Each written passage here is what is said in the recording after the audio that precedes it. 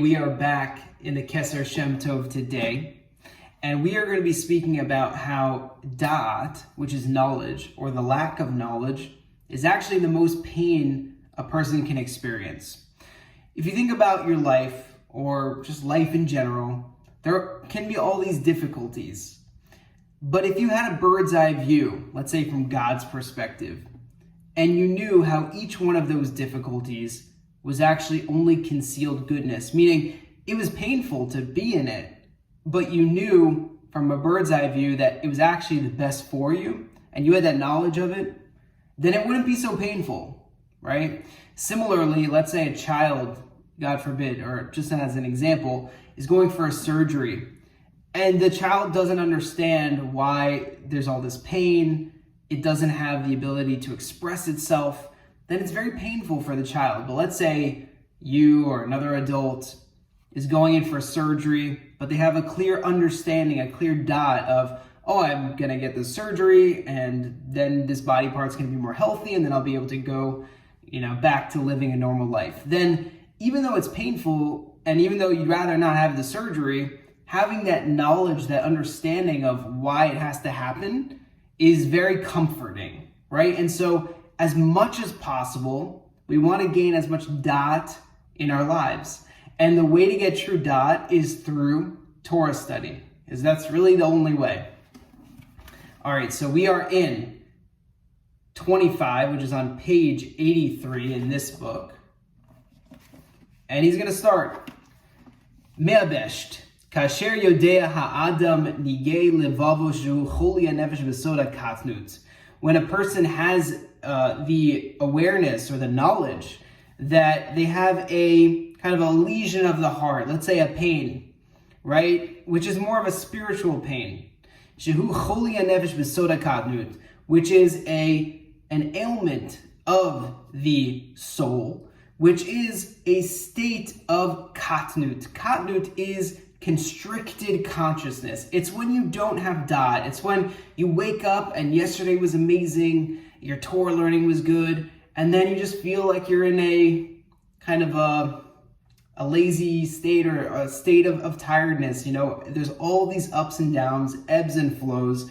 A person might feel this after a high of a holiday like Rosh Hashanah, and then you have to go into Tzom Gedalia, and it's just a much different consciousness. Or a lot of people have this Saturday night after Shabbat departs, or on Sunday it could be a harder time, or maybe they have it when they have to go back to work and the routine is different, right? So we all have this ebb and flow between states of katnut, constricted consciousness, and gadlus, which is expanded consciousness, where you have that dot.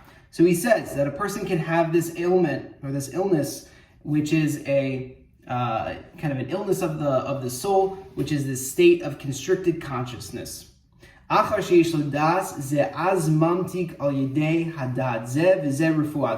afterwards, when a person gains that dot, that becomes the remedy for that state of katnus, which brings that person to a state of expanded consciousness. Now,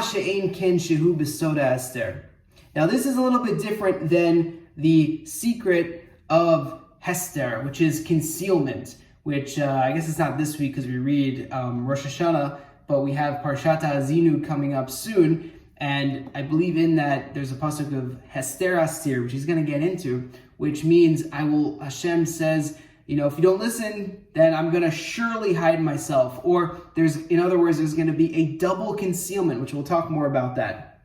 But God forbid a person can be in a state of concealment. They don't have the awareness of why a certain situation is happening to them, and it feels lonely. It's very hard to be in that place. We all have this all the time, and different levels. And he says, writing about how the Baal Shem Tov says this, on the pasuk of Hester Astir, this double concealment, she'eino yodea shu choli baruchani, az ein lo refuah lemakaso ha'anusha. When a person has a double concealment, God forbid, they don't even know what they're missing. For example, this is one state. Let's say one concealment is a person doing a sin, and they feel bad about it. They're like, it separated me from you, Hashem. I want to get back. I want to do teshuvah. A person who's in a double concealment state doesn't even know they're doing a sin. They think they're doing the right thing, and God is completely cut off from them. And he says that this is the worst thing a person can have, is this double concealment. And the Besh says there's no real remedy for that, right? How do you get a person out of double concealment?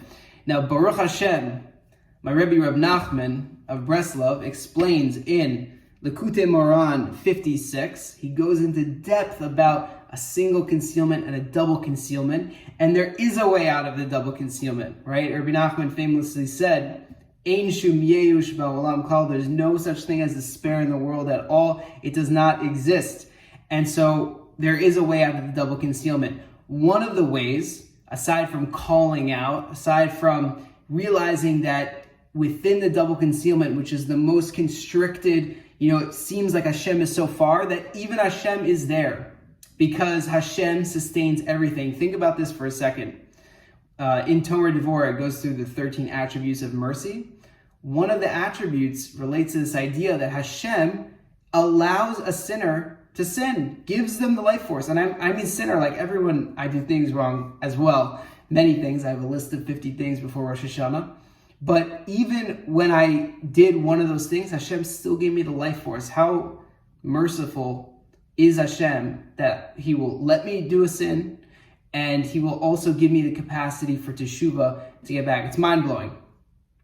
But Rav Nachman says, a person can call out and they can find Hashem in that place of that double concealment. Now, it's still hard. It definitely works getting out of that single concealment. But what about the double concealment? The remedy is another person who has da'at, who is using their malchut, their kingship, their influence in the right way because it's informed by Torah learning, can help get that other person out of that double concealment. Maybe we'll do a video about that lesson, although I have trepidation that I'll do it justice. I have trepidation that I'll do this justice, but I'm just doing my best. I hope you enjoyed that. God willing, if you're in a double concealment, you can get out of that. If you're in a single concealment, you'll get out of that. God willing, we'll all have a fantastic 5784 New Year. We'll get out of all of our concealments. We'll get to those revealed blessings. And let's learn more on this channel. Leave a comment. Reach out to me if you need anything. And I hope you have a wonderful year.